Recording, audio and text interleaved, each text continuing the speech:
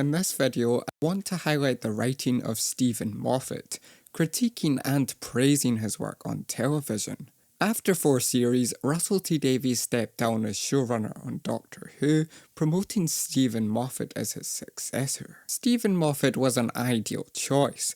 Not only was he a fan of the classic series, but he also had an excellent track record, penning beloved episodes such as The Girl in the Fireplace, The Empty Child Two-Parter, and The Silence of the Library. All of these episodes are considered some of the best of the show's run, so Moffat seemed a safe choice to helm the show's soft reboot. Moffat's new vision involved a complete reimagining of the show, with much of the old crew replaced with new production staff. Whereas Russell wrote a companion-centric show grounded in the everyday, Moffat's vision was very much the opposite.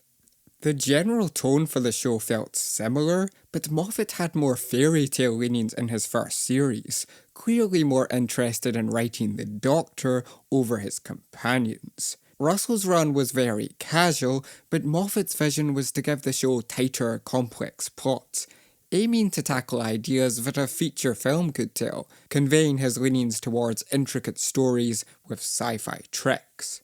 I'd argue Moffat goes for the classic big ideas, taking his aliens completely seriously and enjoying writing confusing stories that challenge the audience. Put simply, Moffat excels at taking the ordinary and turning it into something scary or unique, such as the Vashta Narada and the Weeping Angels. He explores plenty of mind-bending ideas. For example, the crack in the wall is something in our real life that Moffat turned into an extraordinary plot thread. Its casual nature weaponized is what made it so effective.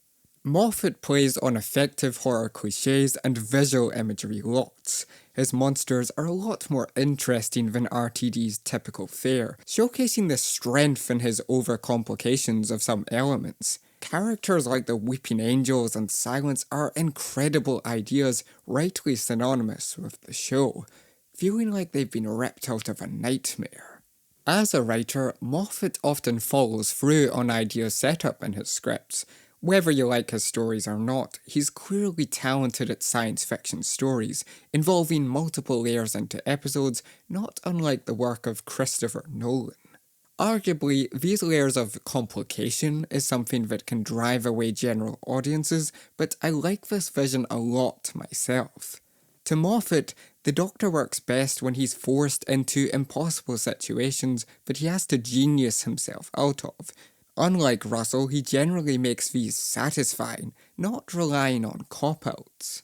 Russell's vision of the Doctor was a man burdened by a traumatic backstory, a soldier in need of healing and companionship. However, Moffat's approach is different. The Doctor becomes a showman, delighting in showing off his TARDIS, reigniting curiosity. He enjoys sharing that spark of the otherworldly to every human he touches, and them in grounding him wherever he goes. His doctors tend to give poetic speeches that are to the point, offering catchphrases and wisdom that highlights intellect. His doctors are attention-seeking and ego-driven, facing fear and tipping fate. It's a very defined version of the character that works well for mystery payoffs and moral deliveries. Looking at his doctors in particular, the 11th Doctor was completely refreshing. The 11th Doctor was a man full of giddy glee at the universe, largely unburdened by his past. 11 is already pretty stable from a mental health perspective, simply enjoying sharing new experiences with other souls. It's a very different way of playing the Doctor-companion pairing. I really like Moffat's new dynamic offered, but I think in general his companions are less engaging than Russell's. Moffat chose to focus less on the family elements which built our appreciation for companions. It makes sense on some level because this character stuff would directly interfere with his magnificent plots, showcasing a very different creative vision for the show. You see, Moffat has more of an interest in the larger story going on. His era shows less from the companions, putting the spotlight firmly on the Doctor. Stephen Moffat clearly loves the idea of the Doctor, a legendary figure, some genius who stops monsters and saves the day in the nick of time. It's undeniable that his Doctors feel completely alien, behaving less humanistic than before. Moffat's casting of Matt Smith was pitch perfect from day one. Matt Smith quickly embodied the Doctor. 11 is a very curious protagonist with a childlike wonder, a free spirit travelling space and time, whereas Tennant portrayed a brooding character with odd tics and nerdy energy. Smith portrays a very physical performance, an odd character whose performance involves heavy use of his arms. Smith's portrayal is very much a light-hearted character with an odd eccentricity. He feels paradoxical, childish in energy, but wise beyond appearance. Smith felt at home portraying an old soul in a young body, proving cynical skeptics wrong. His portrayal aligned with Stephen Moffat's ideas of a somewhat older-feeling Doctor. 11 feels very frantic and uneven, but in a very entertaining manner. 11 is simply defined by childlike wonder and a timeless eccentric wisdom. With such a great performance and particular writing, he's an incarnation that feels conjured from a bedtime story. The wise but nutty professor saving the day and stopping the monsters. A magical camaraderie between writing and acting.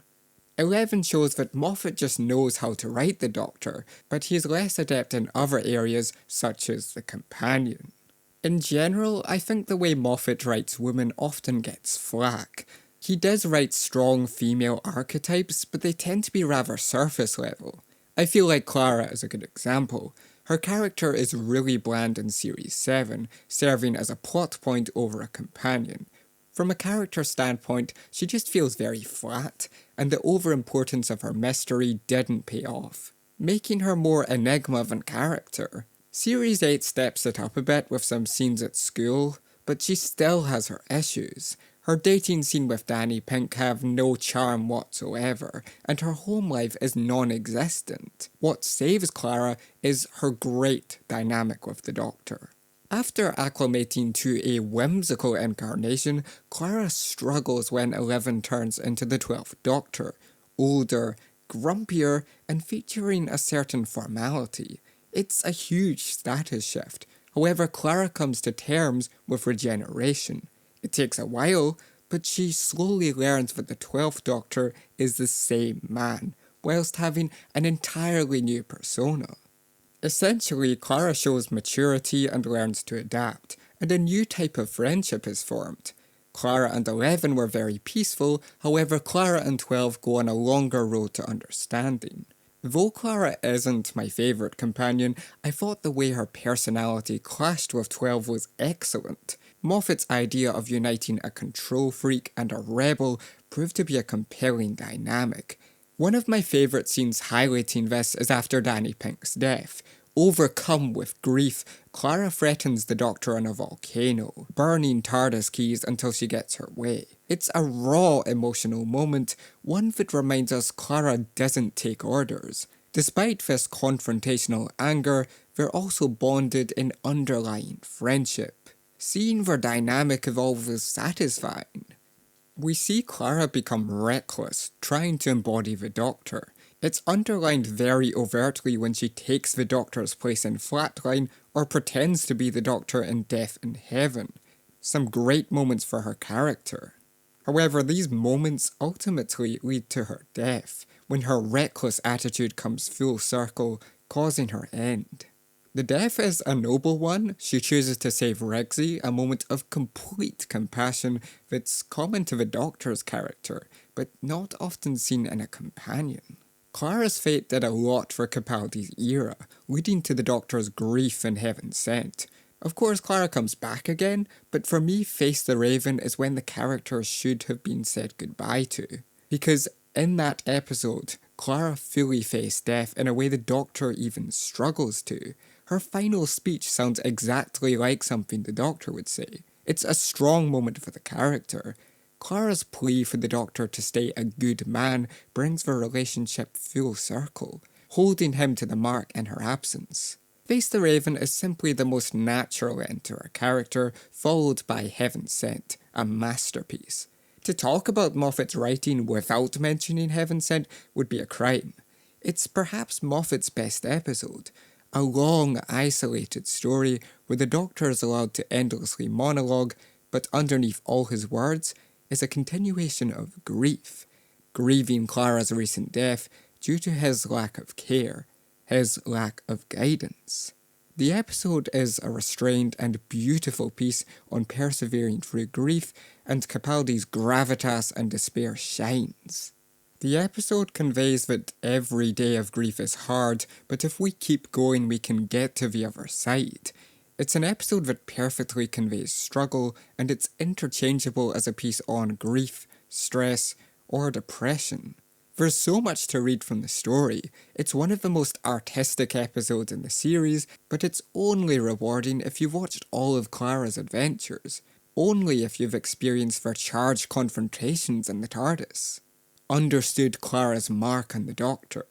It's an episode that encompasses emotion and memory, a Shakespearean tragedy, undeniably a love letter to 12 and Clara. Ironically, Missy has a similar presence to Clara. Missy is elevated a lot through performance, acting like a meta-mirror image of Mary Poppins.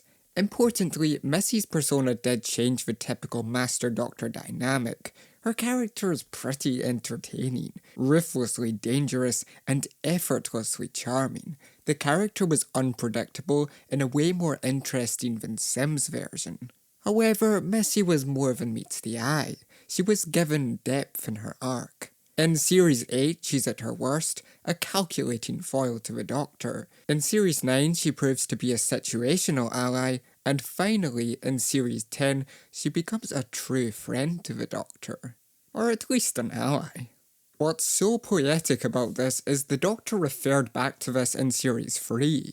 He clearly had a strong relationship with the Master despite his actions, and wanted to help him. And with Missy, we get to see Moffat actually envision that. To take the Moriarty to the Doctor's Sherlock and actually show growth was a genius idea. It's something I wish Moffat had thought of sooner, because it does kind of get crammed in there. I mean, Missy does show up in a couple of episodes, but I would have loved this as a season-long dynamic, or even multiple seasons, because Missy as a companion to the Doctor is a truly fascinating dynamic. Given the chance, the Doctor saves Missy and holds her to the mark, and Missy makes an effort to become a better person, guided by the Doctor. It's a great arc that Clara would have been proud of, and it's given extra depth given the Doctor's own moral ambiguity. As a character, he's asked Clara whether he's a good man. He's committed atrocities and ruined lives, but in the end he tries to be good. He sees a version of himself in Missy and shows her another way. You have to remember the Doctor spent 1 billion years on the confession dial dealing with grief, overcoming something that seemed impossible. 12 has had time to forgive and reflect, and he knows Missy has the ability to heal like he did. He knows that change is possible. And over time, Missy really proves her loyalty by becoming a companion for a very brief period. At times she has clear access to the TARDIS, but she doesn't steal it or manipulate. It just proves that prior evil was a replacement for companionship and love, two things she rarely experienced, two things that the Doctor struggles without.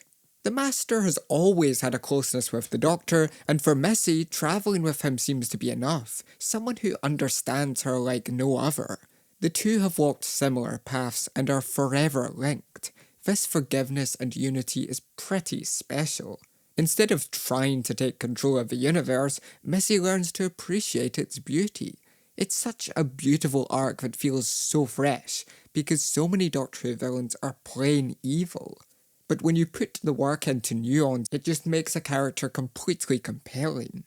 Her arc is also highlighted when she comes across her previous incarnation. In The Doctor Falls, we see the return of John Sim's Master. That character is maniacally evil, cartoonish in performance. His presence opposite Missy shows how much she's bettered herself, how much she's allowed herself to change. It is worried that his return will resurface her evil, and the episode toys with this concept. The Master's return is perfect. Beyond the nostalgia, he's a physical manifestation of Missy's dark history, one that she proudly distances herself from. There are scenes of doubt and confusion in there, but Missy remains strong, symbolising moving on from her old ways. Missy cements change and sticks to her arc, betraying a version of herself to heal. Her final actions are tragic. She sides with the Doctor, but in doing so is killed by her previous incarnation, John Sim's Master. It's really a tragic end, a difficult moment given her clear growth. If Moffat's tenure had went on further, it would have been interesting for Missy to continue travelling with the Doctor and learning, but unfortunately that never happened. This clear character growth refreshed the Master's character and evolved the figure's cold persona. A redemptive arc that I would have loved to have seen furthered. The arc comes too late, however, not given enough time to gestate before Moffat bowed out as showrunner, and the Master's character was completely reworked, and all that growth went in the bin. It's really unfortunate this arc was completely reversed with Missy's next incarnation, although I do like Dewan's Master. Missy and Clara prove that in Moffat's less developed characters, the relationship to the Doctor is always strong, facilitating strong character moments despite a lack of prior death. Basically, what this whole video is saying is that I love Stephen Moffat's work on Doctor Who, and I really hope that the Christmas special he's written is just as good. I would like to give a special thank you to Starfleet Sohail, who supports me on Patreon. You can find him at Starfleet Sohail on YouTube and Twitter. If you liked this video, please subscribe and consider joining Patreon. Links are in the description below. But most importantly, thank you for watching.